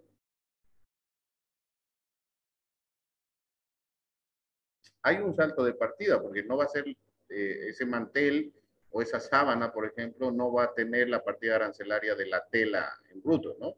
Va a tener un salto de partida, pero ¿sería considerado originario de nuestro país? ¿Qué opinas? A ver, ¿qué opina Vesna, Alejandra? Arión, que anda en su teléfono, ya no prende en sus cámaras. Yo creo que sería igual que las camisas, porque la tela pasó por un proceso y se transformó y ya dejó de ser tela y pasó a ser un mantel. ¿O no? ¿Qué más? ¿Alguna otra opinión? Ya sufrió una alteración, pues, dicen, yo creo que sí es de Bolivia ya. Ya, ¿quién más? ¿Quién da más? Lucy. Yo digo que es de otro país, dicen. ¿De otro país? Eh, Si llega la tela de China y aquí se corta a 4x4 y le ponen un bordecito, ¿ya es de otro país o es boliviano? Es nuestro. Es boliviano, le dicen. Es boliviano, le dicen. Todos tienen 0.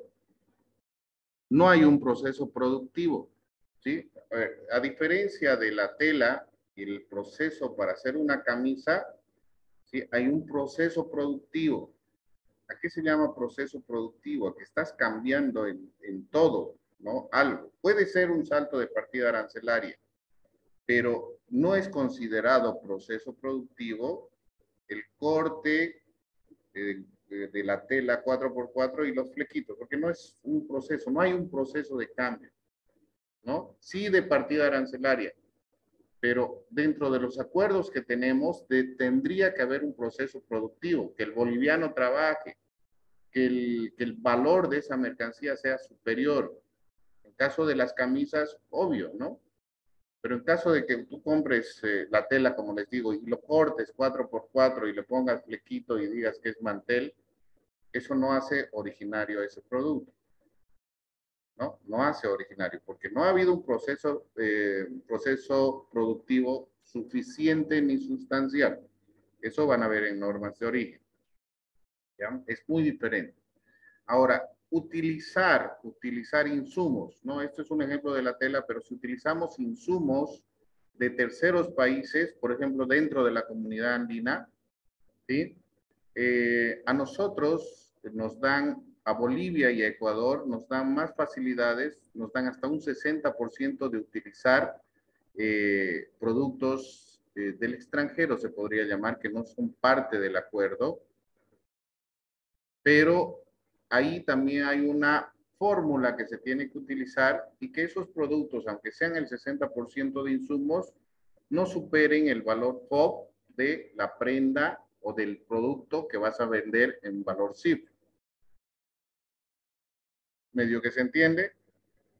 ¿Sí? Lo que compras de otros países que no son parte del acuerdo, si bien pueden ser el 60%, ese valor no tiene que exceder el valor de la mercancía terminada, ¿sí?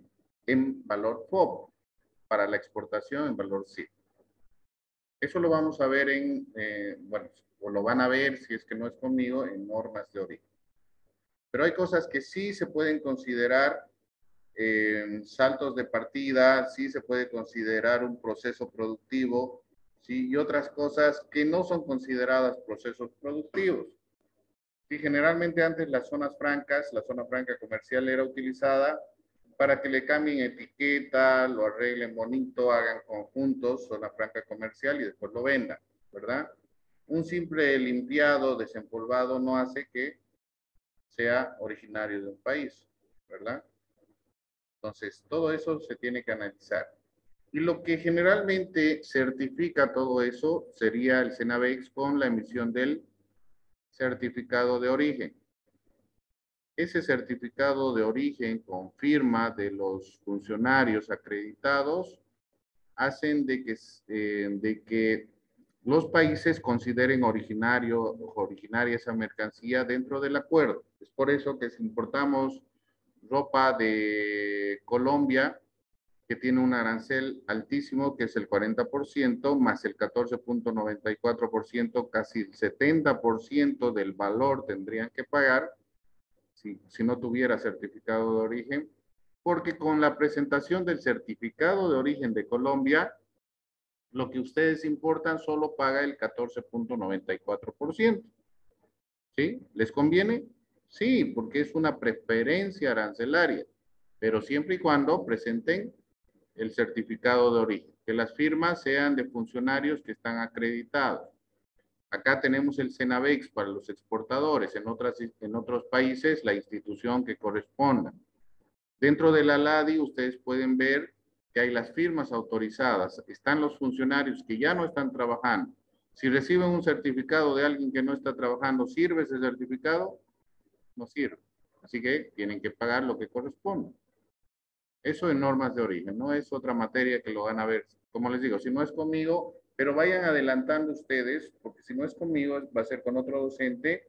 Igual, tiene que ver con parte de lo que estamos viendo en nomenclatura arancelaria, justamente por la parte que está dentro del arancel, preferencias arancelarias con estos países, los acuerdos de complementación económica.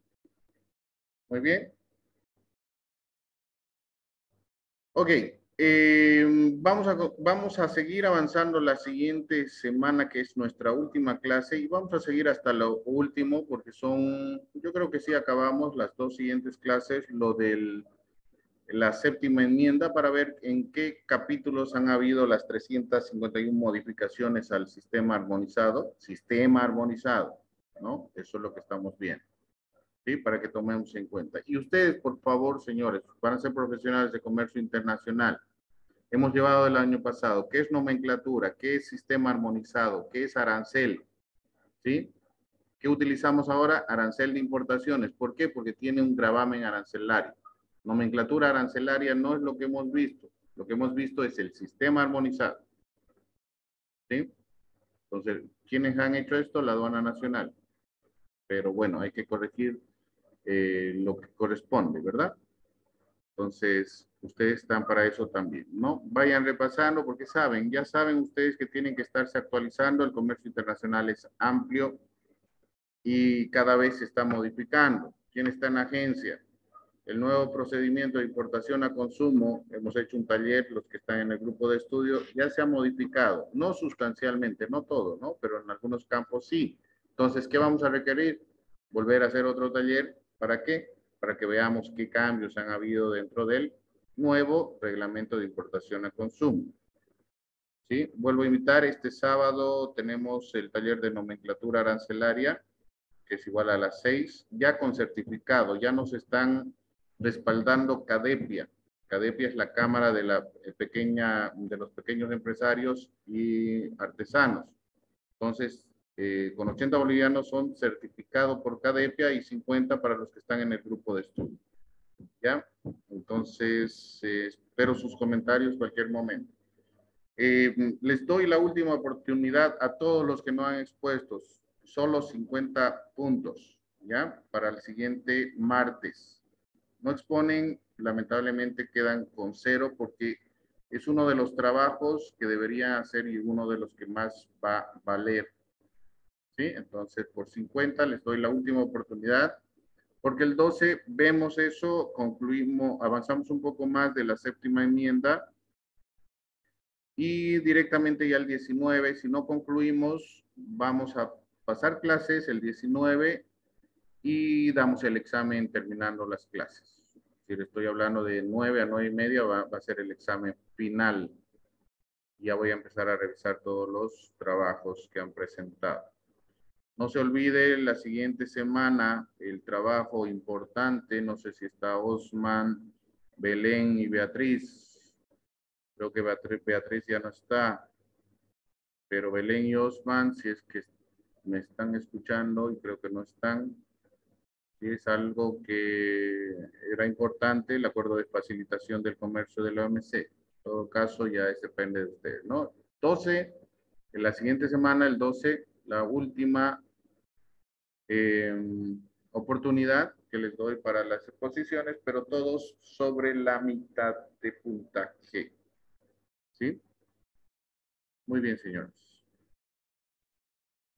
Consultas, preguntas, dudas, chismes. Pero vayan tomando en cuenta todo. Señores, el tiempo pasa volando. No veo mucha... este grupo al comienzo era muy activo, ¿sí? Pero ahora los veo muy sin ganas de nada, ¿no? Y uno se da cuenta. Antes éramos más activos. Ahora medio que no los veo con ganas. Es decir, estamos yendo de mal en peor. Pónganle ganas. Es para ustedes, no es para mí. Y al final yo no conozco todo, pero aprendería de ustedes si por lo menos preguntaran.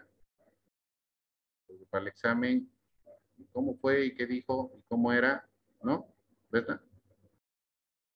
¿Sí, no? Muy bien. Recomendación que siempre les doy, ¿no? No se molesten, pero en realidad es eso, ¿no? Son ustedes los que tienen que, de alguna forma, si uno no conoce, si tienen un docente que no les da las pautas, ustedes tienen que buscarlas. Tenemos Google, tenemos TikTok, tenemos, no sé, Face, hay buena información, pero hay que saber buscar la información, ¿no? Tenemos YouTube. En el YouTube hay tutoriales, hay de todo. Y en las páginas que les he ido pasando, hay información hasta para conseguir trabajo a nivel internacional. Depende de ustedes, de nadie más, ¿no? Yo no voy a estudiar inglés, francés por ustedes para irme a la Organización Mundial del Comercio, ¿verdad? ¿Sí? Si quieren algo, si quieren lograr algo, depende de cada uno de ustedes. Muy bien, señores, Dios los bendiga. Los espero el sábado a los que se animen, o si no, el martes para sus exposiciones. Que estén muy bien. Buenas noches. Buenas noches, Licen. Buenas noches, Licen. Licen, disculpa. Sí, ¿quién quiere hablar? Me anotó en la lista porque entré tarde. Estás tarde, no estás en la lista, pues resulta. No, pero le escribí. Ya, no hay problema. Sí, está bien. ¿Listo? Nos vemos. Gracias, Licen.